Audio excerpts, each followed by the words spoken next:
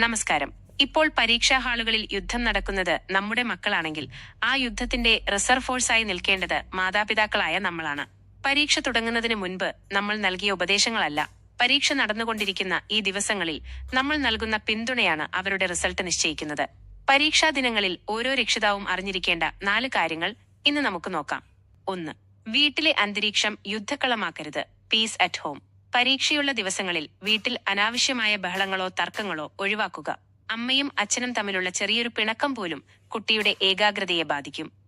അവർ പഠിക്കുമ്പോൾ നമ്മൾ ഫോണിൽ ഉച്ചത്തിൽ സംസാരിക്കുന്നതോ റീൽസ് കാണുന്നതോ ഒഴിവാക്കുക. നിങ്ങൾ പുസ്തകം വായിക്കുകയോ അവർക്ക് കൂട്ടിരിക്കുകയോ ചെയ്യുന്നത് അവർക്ക് വലിയൊരു മാനസിക പിന്തുണ നൽകും. 2.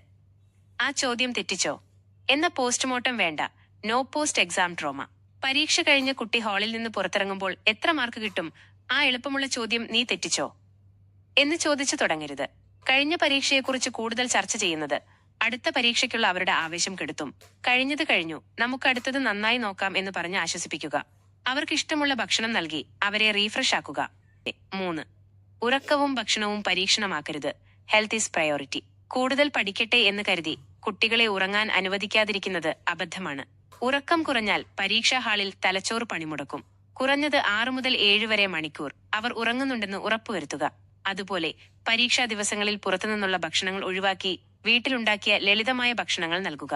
വയറിനുണ്ടാകുന്ന ചെറിയൊരു അസ്വസ്ഥത മതി അവരുടെ 1 വർഷത്തെ അധ്വാനം പാഴാക്കാൻ. 4. നിങ്ങൾ സ്നേഹിക്കുന്നത് മാർക്കിനെയല്ല, അവരെയാണ്. Unconditional love. പരീക്ഷയുടെ തലേദിവസം കുട്ടികളോട് പറയേണ്ടത് നല്ല മാർക്ക് വാങ്ങിയില്ലെങ്കിൽ വിവരമറിയും എന്നല്ല. പകരം നീ നിന്റെ പരമാവധി ശ്രമിക്കൂ, റിസൾട്ട് എന്തു തന്നെയായാലും ഞങ്ങൾ നിന്റെ കൂടെയുണ്ട് എന്നാണ്. ആ ഒരു ബോധ്യം കുട്ടികൾക്കുണ്ടെങ്കിൽ അവർ പരീക്ഷാ ഹാളിൽ കൂടുതൽ ആത്മവിശ്വാസത്തോടെ ഉത്തരങ്ങൾ എഴുതും. നമ്മുടെ മക്കളുടെ വിജയത്തേക്കാൾ വലുതല്ല ഒരു മാർക്ക് ലിസ്റ്റും. അവർക്ക് ആത്മവിശ്വാസം നൽകുന്ന തണലായി നമുക്ക് മാറാം. പരീക്ഷ എഴുതുന്ന എല്ലാ മക്കൾക്കും മാതാപിതാക്കൾക്കും എന്റെ വിജയാശംസകൾ. ഈ വീഡിയോ പരീക്ഷാ ടെൻഷൻ അനുഭവിക്കുന്ന മറ്റു മാതാപിതാക്കൾക്കും ഷെയർ ചെയ്യുക. നന്ദി.